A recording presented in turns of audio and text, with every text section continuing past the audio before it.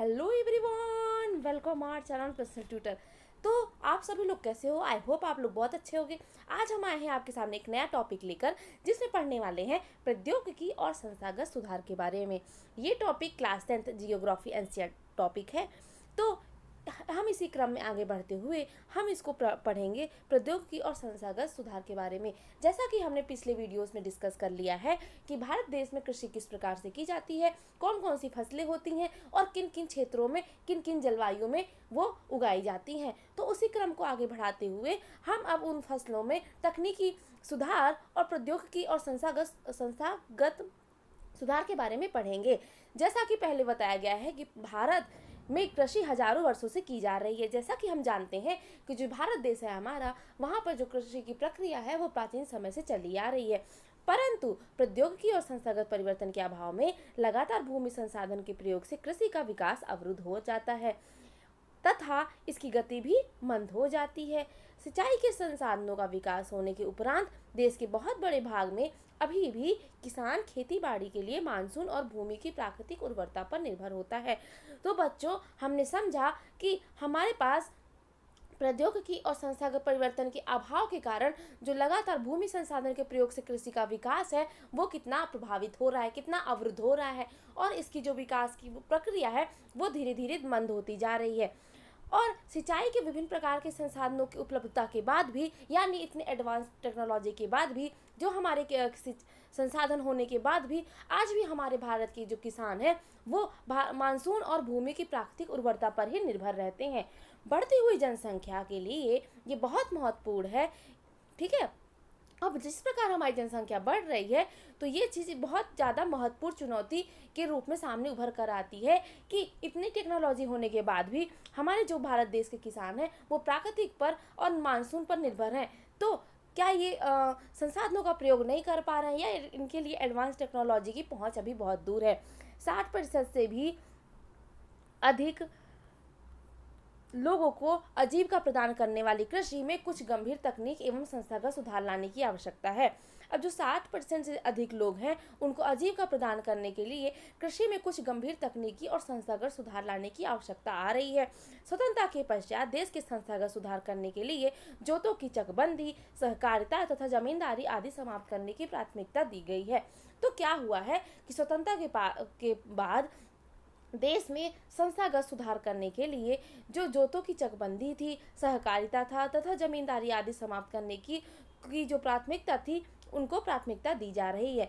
प्रथम पंचवर्षीय योजना, ठीक है, हमारे देश में पंचवर्षीय योजना लागू की गई थी, जो ये 5 ईयर प्लान के नाम से जाना जाता था। हर 5 ईयर का प्लान, यानी जैसा आप कोई अपने लिए डेली रूटीन प्लान करते हैं उसी प्रकार देश ने भी 5 ईयर प्लान किया था, जिसमें वो विभिन्न प्रकार के सुधारों के बारे में बात करती थी। तो इसी प्रकार जो पहली पंचवर्षीय योजना थी उसमें भूमि सुधार मुख्य लक्ष्य था। ठीक है, भूमि पर पुश्तैनी अधिकार के कारण यह टुकड़ों में बंटी जा रही थी, जिसकी चकबंदी करना अनिवार्य था। भूमि सुधार के कानून तो बने परंतु इसके लागू करने में ढील की गई।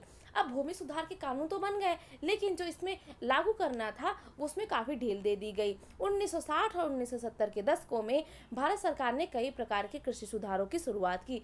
अब 1960 और 1970 का दशक आया और उसमें भारत सरकार ने विभिन्न प्रकार के कृषि सुधारों की बात की और शुरू भी किया। पैकेज टेक्नोलॉजी पर आधारित हरित क्रांति तथा श्वेत क्रांति, यानी श्वेत क्रांति को ऑपरेशन फ्लड जैसे कृषि सुधारों की कुछ रणनीतियां आरंभ की गई। अब ये पैकेज में सबसे पहला था हरित क्रांति और दूसरा था श्वेत क्रांति। जैसे ये जो कृषि सुधार थे इनकी जो कुछ रणनीतियां थी इनको लागू कर दिया गया, परंतु इसके कारण विकास क्षेत्रों तक ही सीमित रह गया। लेकिन ये जो विकास था वो कुछ ही लिमिटेड क्षेत्रों तक ही रह गया, यानी हर जगह स्प्रेड नहीं हो पाया, हर जगह नहीं फैल पाया। ठीक है, इसलिए 1960, 1980 और 1990 के दशकों में व्यापक भूमि विकास कार्यक्रम का शुरुआत किया गया। ठीक है, अब क्या हुआ, ये जो क्रांति थी, श्वेत क्रांति और हरित क्रांति, ये सभी जगह नहीं अप्लाई हो पाई। तो फिर सरकार ने क्या किया, 1980 और 1990 के बीच व्यापक भूमि विकास कार्यक्रम को शुरू किया, जो संस्थागत और तकनीकी सुधारों पर आधारित था। इस दिशा में उठाए गए कुछ महत्वपूर्ण कदमों में सूखा, बाढ़, चक्रवात, आग, बीमारी के लिए फसल बीमा के प्रावधान और किसानों को कम दर पर ऋण सुविधाएं प्रदान करने लगे। ठीक है, करने के लिए ग्रामीण बैंकों, सहकारी समितियों और बैंकों की स्थापना भी सम्मिलित था। ठीक है, समझ में आ रहा है आप लोग को? अगर कोई डाउट हो तो आप कमेंट सेक्शन में ज़रूर लिखें, तभी आपको क्लियर होगा कि आपको क्या क्या चीज़ें समझ में नहीं आ रही हैं। ठीक है, ध्यान से पढ़ना है। ये प्रौद्योगिकी और संस्थागत सुधार के बारे में ये कृषि चैप्टर का इम्पोर्टेंट टॉपिक है। ये आपको आना काफ़ी ज़्यादा इम्पोर्टेंट है। ठीक है, क्वेश्चंस हमेशा नॉर्मल चीज़ों से नहीं उठते हैं, हमेशा क्वेश्चंस किसी जैसे ये सुधार हो रहे हैं तो इन्हीं के बारे में क्वेश्चंस आएंगे आपके पेपर में। ठीक है, किसानों के लाभ के लिए सरकार ने किसान क्रेडिट कार्ड और व्यक्तिगत दुर्घटना बीमा योजना को भी लागू किया। ठीक है, तब सरकार ने कृषि में सुधार लाने के लिए काफ़ी कुछ चीज़ें की, क्रांतियाँ, कुछ श्वेत क्रांति, हरित क्रांति जैसे विभिन्न प्रकार के सुधार किए। ठीक है, उनसे भी काम नहीं बना तो संस्थागत सुधार किए, उससे भी काम नहीं बना तो सूखा, बाढ़, चक्रवात, आग, बीमारी के लिए फसल बीमा के प्रावधान और किसानों को कम ऋण पर ब्याज देने लगी। उसके लिए बैंकों की स्थापना कर दिया गया, ग्रामीण बैंक खोले गए, सहकारी समितियां बैंकों की आदि की स्थापना कर दी गई। तो ये सारी चीज़ें जो संस्थागत सुधार थे हमारे कृषि के लिए किए जा रहे थे। और किसानों के लाभ के लिए भारत सरकार ने किसान क्रेडिट कार्ड और व्यक्तिगत दुर्घटना बीमा योजना को भी शुरू किया। तो बच्चों, आपको ये समझ में आ रहा होगा तो किस प्रकार से जो हमारी सरकार थी वो हमारे लिए, हमारे कृषि के लिए सुधार करने के लिए विभिन्न प्रकार के कदमों को उठा रही थी। इसके अलावा आकाशवाणी और दूरदर्शन पर किसानों के लिए मौसम की जानकारी के बुलेटिन और कृषि कार्यक्रम प्रसारित किए जाते थे। अब इसके अलावा जो रेडियो पर, उस टाइम अब टीवी तो चलती नहीं थी, इतना एडवांस टेक्नोलॉजी तो थी नहीं कि मोबाइल चलते थे तो लोग मोबाइल पर वेदर देख लें। तो क्या होता था, जो आकाशवाणी थी और दूरदर्शन था, इस पर किसानों के लिए मौसम की पहले ही जानकारी दे दी जाती थी और कृषि कार्यक्रम भी प्रसारित किए जाते थे, ताकि किसान कृषि कर रहे हैं उनको और भी एडवांस टेक्नोलॉजी के बारे में पता चले। किसानों को बिचौलियों और दलालों के शोषण से बचने के लिए न्यूनतम सहायता मूल्य और कुछ महत्वपूर्ण फसलों के लिए लाभदायक खरीद मूल्यों की सरकार घोषणा करती थी। ठीक है, अब पढ़ते हैं एक भूदान और ग्रामदान। महात्मा गांधी ने विनोबा भावे, जिन्होंने उन्हें सत्याग्रह में सबसे निष्ठावान सत्याग्रही की तरह भाग लिया था, को अपना आध्यात्मिक उत्तराधिकारी घोषित किया था। उनकी गांधी जी की ग्राम स्वराज अवधारणा में भी गहरी आस्था थी। गांधी जी के शहादत के बाद उनके संदेश को लोगों तक पहुंचाने के लिए विनोबा भावे लगभग पूरे देश में पदयात्रा किए। एक बार जब वे आंध्र प्रदेश के एक गांव में पोचमपल्ली में बोल रहे थे तो कुछ भूमिहीन गरीब ग्रामीणों ने उनसे अपने आर्थिक भरण पोषण के लिए कुछ भूमि मांगी। विनोबा भावे ने उनसे तुरंत कोई वायदा तो नहीं किया, परंतु उनको आश्वासन दिया कि वे सहकारी खेती करें तो भारत सरकार से बात करके उनके लिए जमीन मुहैया कराएंगे। अचानक ही श्री रामचंद्र रेड्डी उठ खड़े हुए और उन्होंने 80 भूमिहीन ग्रामीणों को 80 एकड़ भूमि बांटने की पेशकश की। इसे भूदान के नाम से जाना जाता है। तो बच्चों, आपने समझा कि भूदान को किस नाम से क्यों जाना जाता है। ठीक है, बाद में विनोबा भावे ने यात्राएं की और यह विचार पूरे भारत में फैलाया।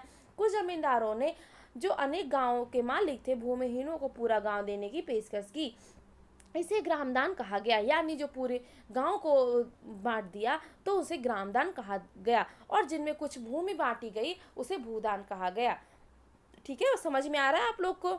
परंतु कुछ जमींदारों ने तो भूमि सीमा कानून से बचने के लिए अपनी भूमि का एक हिस्सा दान दिया। विनोबा भावे द्वारा शुरू किए गए इस भूदान ग्रामदान आंदोलन को रक्तहीन क्रांति के नाम से भी जाना जाता है।